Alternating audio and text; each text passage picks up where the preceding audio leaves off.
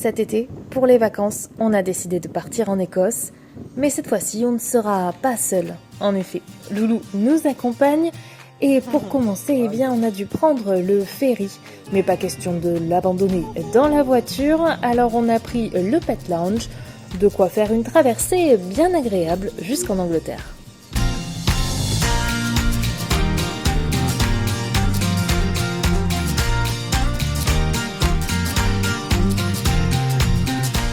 La route va être longue, alors on a décidé de faire quelques arrêts sur le chemin, à commencer par Cambridge. La ville universitaire est très accueillante, néanmoins pour les chiens c'est pas forcément l'idéal, on l'avouera. Beaucoup d'endroits leur sont interdits, alors bon, on visite quand même comme on peut et on commence à en prendre plein la vue.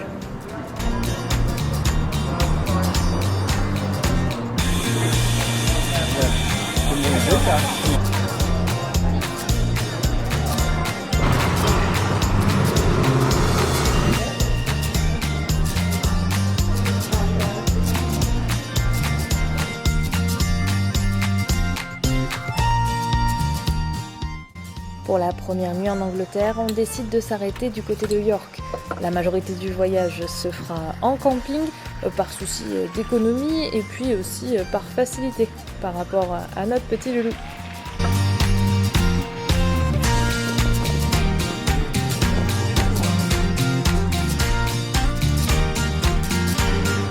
Avant de prendre la direction de l'Écosse, on en profite pour visiter la jolie ville de York.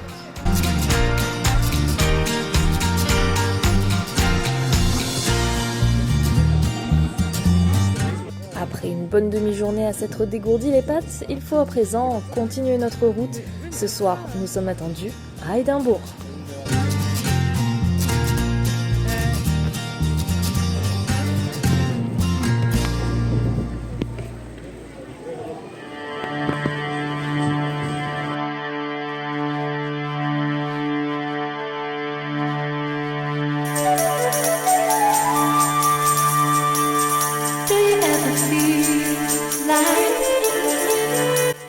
Pour notre logement à Édimbourg, eh bien, on aura opté pour quelque chose d'un peu particulier. Et il faut l'avouer, c'est peut-être la chose la moins chère aussi qu'on ait trouvée. On dort chez un particulier dans une yourte.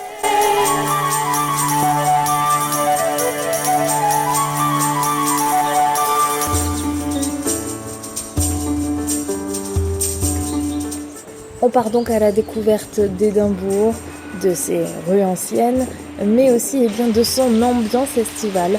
En effet, l'été, Édimbourg accueille plusieurs festivals et dans les rues, bien, l'ambiance est au rendez-vous. On notera qu'Édimbourg est aussi particulièrement dog-friendly et ça, c'est un aperçu de ce qu'on va avoir tout au long du séjour. Notre loup était accepté absolument partout, que ce soit dans les églises ou même dans les pubs anciens. Et on a même pu faire une visite des souterrains avec lui. Bref, Loulou était comme chez lui.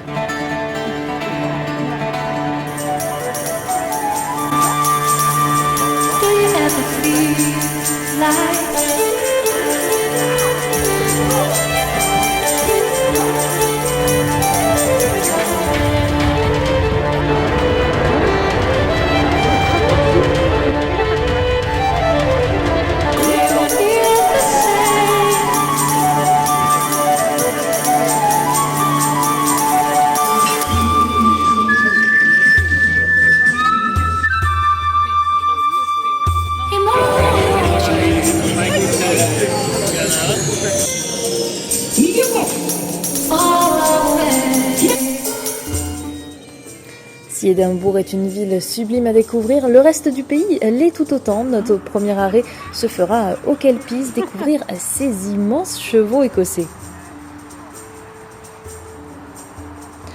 On poursuit ensuite notre route du côté de Stirling où se tient, le jour où nous y étions, les Highland Games.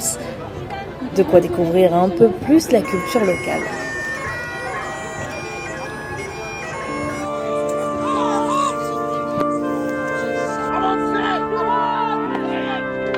Come home, sweet child, now the snow is falling. The wild ocean rages, the foe wind's bitter moan. Come home, sweet child. Après quelques danses et quelques sons de cornemuse, il est temps de continuer le parcours. On en profite puisqu'on est à Stirling pour découvrir le Wallace Monument, connu pour son apparition notamment dans le film Braveheart. Come home, sweet child, for Scotland is... Ce soir-là, on dormira sur la côte est de l'Écosse. Alors, en chemin, on s'arrête dans une autre petite ville, un petit village que je vais sûrement mal prononcer, mais nommé Cowross. Alors, je crois vraiment ne pas bien le prononcer, mais en tout cas, c'est un village qui vaut le détour et que les amateurs de la série Outlander auront peut-être en tête s'ils vont en Écosse, car il y a une scène célèbre qui s'y passe. Je vous laisse regarder les images et apprécier. The streets that you knew, never knew ancient Tatton. The streets where you grew were harsh and dark and mean. The childhood you knew was hard. Nouvelle nuit en tente et comme je vous le disais, on dort sur la côte est. On est littéralement à 3 minutes à pied de la mer et on est techniquement en train de dormir sur un terrain de golf. Alors c'est un camping, mais vraiment il ne faut pas avoir peur de se recevoir une balle perdue. Mais bon, les Écossais font plutôt attention et nous aussi, donc tout s'est bien passé, je vous rassure, et le camping était vraiment super. When the warm sun was gone, wish you left in search of glory. On poursuit notre séjour et forcément, une visite en Écosse implique obligatoirement le passage par une distillerie.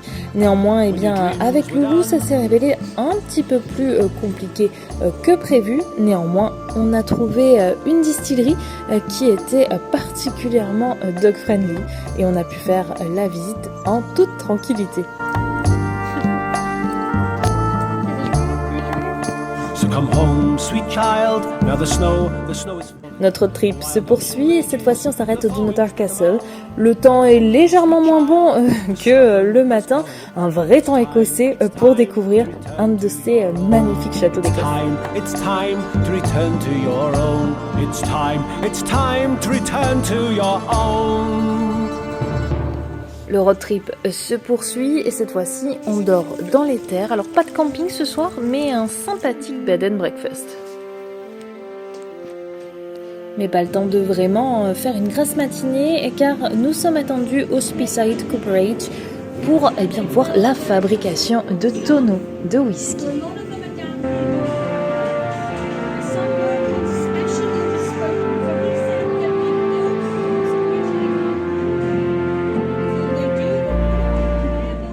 Après cette jolie découverte, on part direction Culloden pour le côté historique de la journée.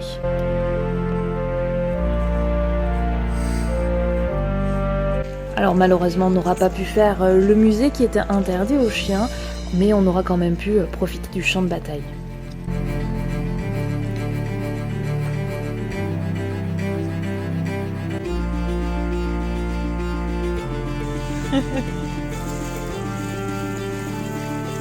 On commence ensuite à remonter vers le nord de l'Écosse et on est sur une baie bien connue pour accueillir les dauphins lorsqu'il y a, si je ne dis pas de bêtises, la marée basse. Et si l'avenue des dauphins n'est pas garantie, on peut dire qu'on a été quand même pas mal chanceux.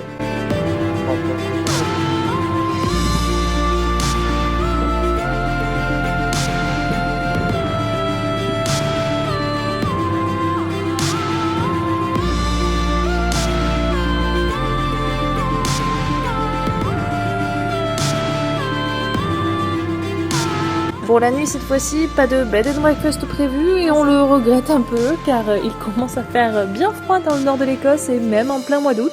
Mais bon, on a quand même passé une bonne nuit dans ce camping et puis de toute façon, le lendemain, pas le temps de faire encore de grasses matinées car une très longue journée nous attend.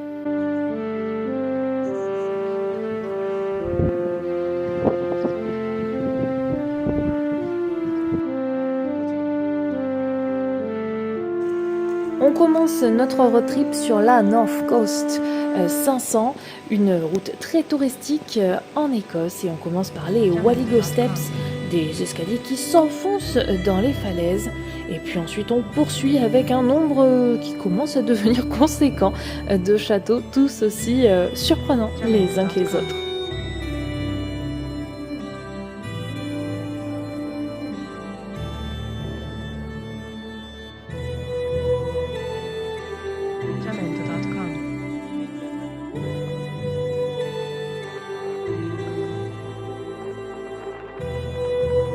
Et puis on arrive enfin à John O'Groats, on est à la pointe de l'Écosse, du moins de l'île principale, un village vraiment très charmant et encore plus lorsqu'on va vers ses falaises.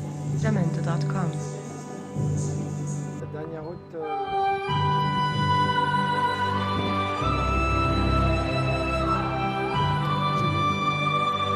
Jamendo.com.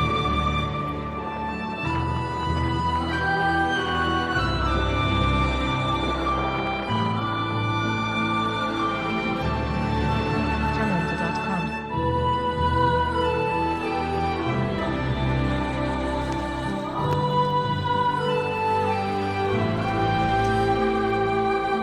Jamendo.com.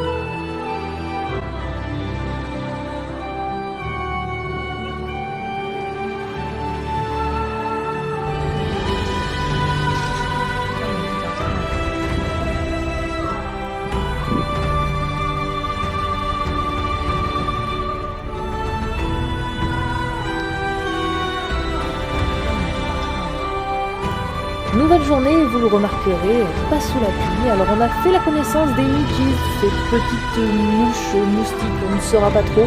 En tout cas, cette petite bête écossaise qui est particulièrement agaçante. Mais bon, ça va encore, on ne doit pas trop se plaindre apparemment par rapport à la saison.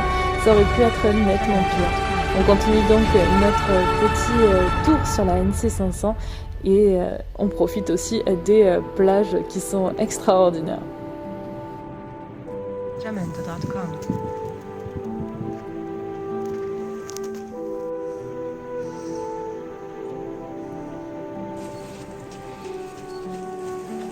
Jamendo.com.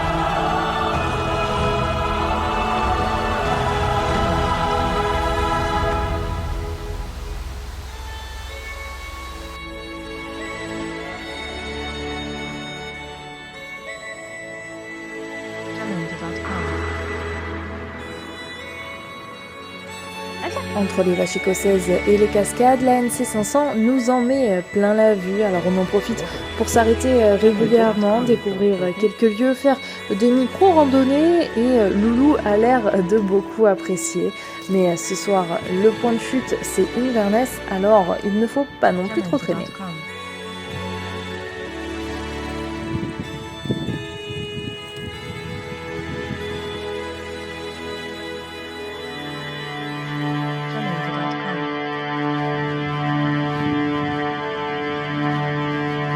Jamendo.com. Do you ever feel like do you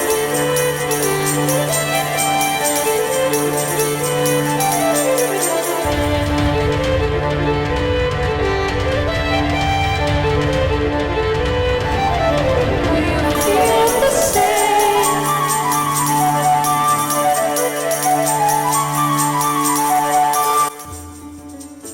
Nouvelle journée, et cette fois-ci direction le Loch Ness. On va essayer d'apercevoir Nessie. Alors vous l'imaginez, on l'a un petit peu raté. Néanmoins, on a tenté notre coup du côté du musée. Et là, banco, on l'a vu.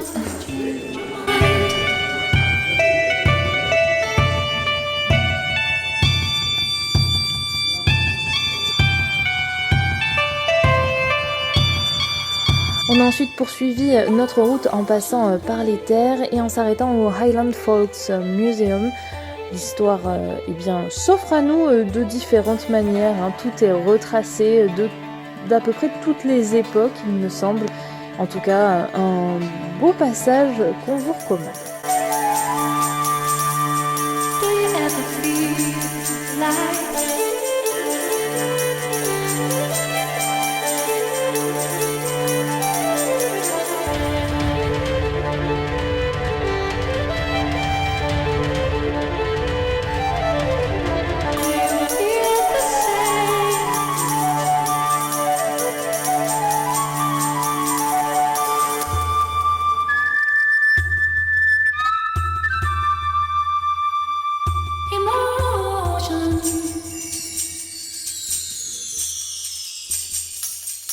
far away?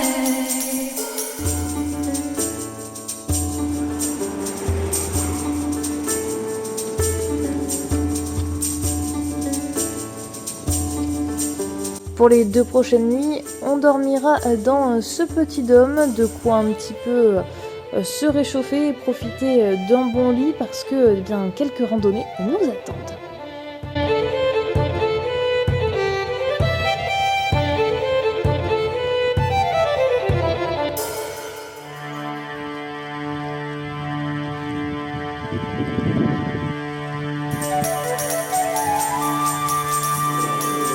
Do you ever feel like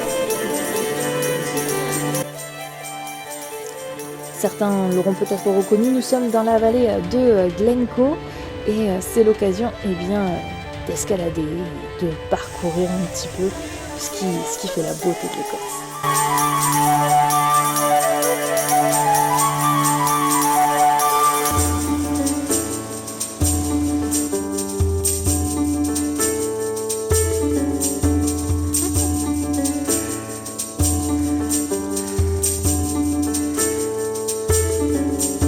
don't ever change your mind?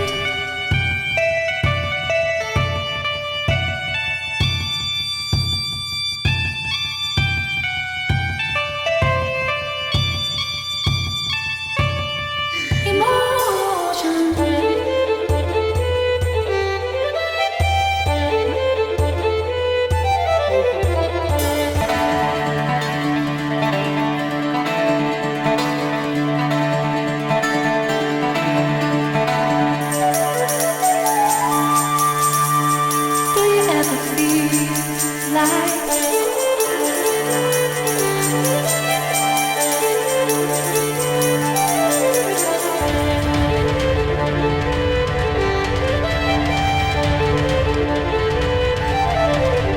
you feel the same?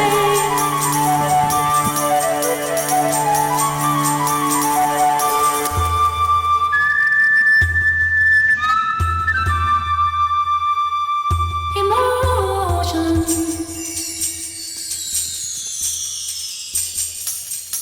far away.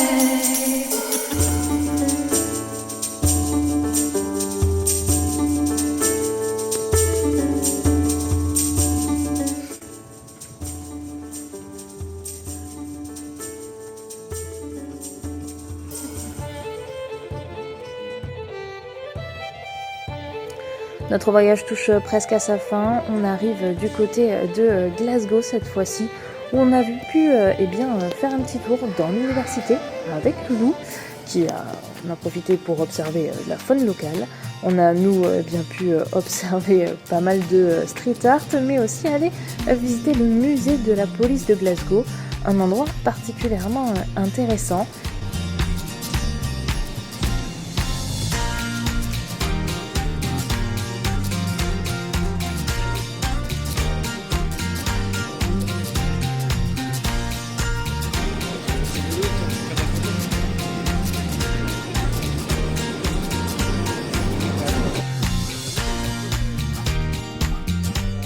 Et puis là, surprise, à Glasgow se tournait le prochain Spider-Man. Alors on a pu se poser un petit peu, boire un petit café et puis admirer les acteurs.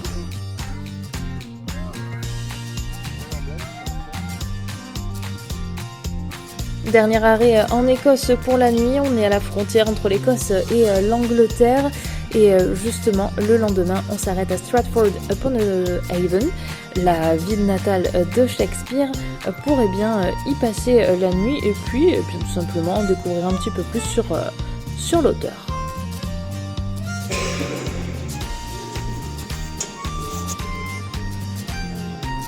Pour la nuit, notre tente va reprendre du service. Alors cette fois-ci, on est dans un camping un peu particulier puisqu'il se situe juste à l'arrière d'un pub. Alors l'ambiance est bien sûr au rendez-vous et on a particulièrement apprécié.